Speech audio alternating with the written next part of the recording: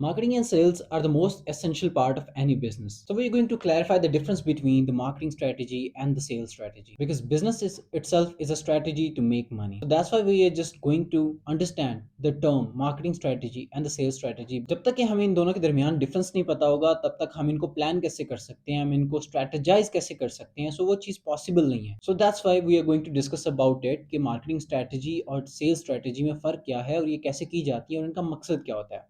So let's just talk about marketing strategy. Under the term marketing strategy, आप क्या करते हैं? आप अपने ब्रांड की अवेयरनेस के बारे में सोचते हैं, किस तरीके से आप अपने ब्रांड को प्लान करके अवेयर कर सकें. मार्केट में आपकी अप्रोच क्या होने वाली है?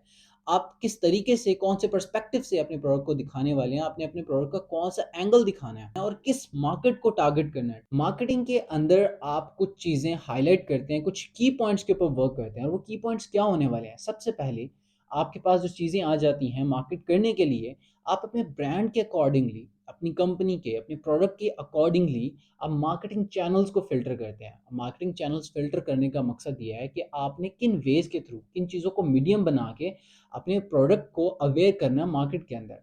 ख्वाह वो आपने टीवी से करना है, सोशल मीडिया से करना है, सोशल मीडिया से करना है, तो किन प्लेटफ़ॉर्म्स के ऊपर आपकी ऑडियंस हो सकती है, वो आपके अपने प्रोडक्ट के रेलेवेंट आपको मार्केट चैनल्स को फ़िल्टर करना होता है. Now we are planning the thing.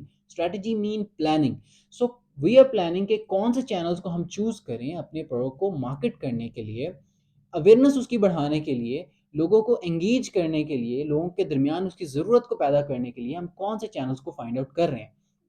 उसके बाद the budget part also include in that strategy which is your marketing strategy कि आपने अपना बजट एक मुख्तस करना है कि किस बजट के अंदर मुझे कितनी ऑडियंस को रीच करना है और मेरा मकसद क्या है, मुझे कितना अपने ब्रांड को अवेयर करवाना है और मेरे पास कितना बजट है कि मैं उसके ऊपर लगा सकूँ. अकॉर्डिंग टू योर बजट आप कंपेन सेट करते हैं, अवेयरनेस कंपेन सेट करते हैं, आप किस तरीके से कस्टमर को अप्रोच करते हैं, तमाम आप कंपेन्स को प्लान करते हैं under the term marketing strategy. Now you are doing these things. Okay, now just उसके बाद आप क्या करते हैं, द मकसद, द इम्पॉर्टेंट फैक्टर जो आपका मार्केटिंग का असल मकसद है वो है आपकी ब्रांड अवेयरनेस.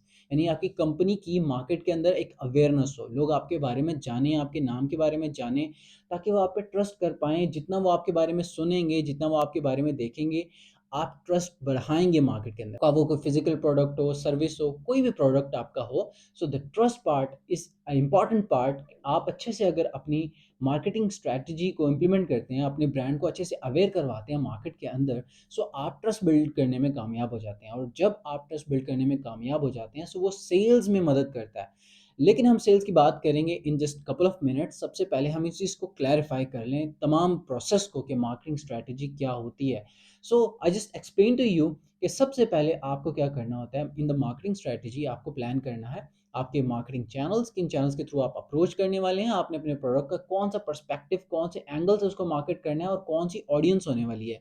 क्या वो ऑडियंस यंग जनरेशन होगी, ओल्ड जनरेशन होगी, लेडीज़ होंगी, वुमेन्स होंगी, इन सारी चीज़ों के ऊपर आप वर्किंग करते हैं. उसके बाद आप बजट के अकॉर्डिंगली आप अपनी कंपेन्स को सेट करते हैं.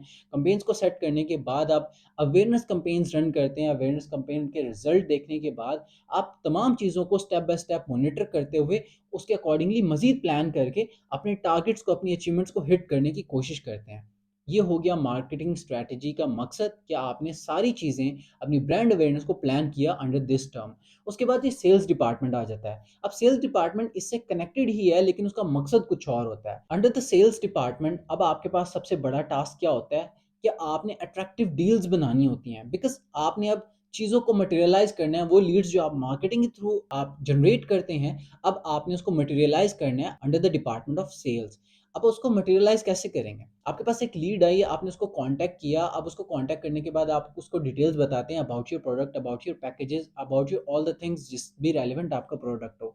अब जितनी अट्रैक्टिव आपकी डील होगी, जितना अट्रैक्टिव आपका प्रोडक्ट दिखेगा, जितनी अट्रैक्टिव आप उसकी प्राइसिंग रखेंगे, जो आपकी अप्रोच होगी कस्टमर को, वो अट्रैक्टिव होगी, तभी वो सेल में कन्वर्ट हो पाएगी. Now sales department is responsible to grabbing that client, grabbing that customer कि आप उसको वो चीज़ बेचें. अब इसके अंदर चीज़ आ जाती है प्राइस एडजस्टमेंट. उसके बाद आपकी डिस्काउंट सेटलमेंट आ जाती है. बिकॉज आप डिस्काउंट जब ऐड करते हैं अपनी प्राइसिंग के अंदर, अपने पैकेज के अंदर, सो आपकी डील अट्रैक्टिव हो जाती है. कस्टमर को ये लगता है चलो ठीक है, 1 लाख रुपए की चीज़ अगर मुझे 90,000 में मिल रही है, 10,000 की चीज़ मुझे 1,000 में मिल रही है, 5,000 में मिल रही है, so it's just look attractive. और उसके बाद आप प्लान सेटअप करते हैं. मोस्टली कस्टमर कस्टमर, जिस तरीके से आप कस्टमर से एंगेज होना जब शुरू हो गए अंडर द सेल डिपार्टमेंट, अब जो ऑडियंस के कस्टमर के क्वेश्चन राइज हो रहे हैं, अब उन क्वेश्चंस को आप अंडर द सेल डिपार्टमेंट उनके अच्छे जवाबात को तलाश करते हैं, प्लान करते हैं कि मिसाल के तौर पे अगर मैं फर्स्ट कस्टमर को डील क्लोज नहीं कर पाया, तो सो मैंने सेकंड कस्टमर को डील क्लोज करनी है।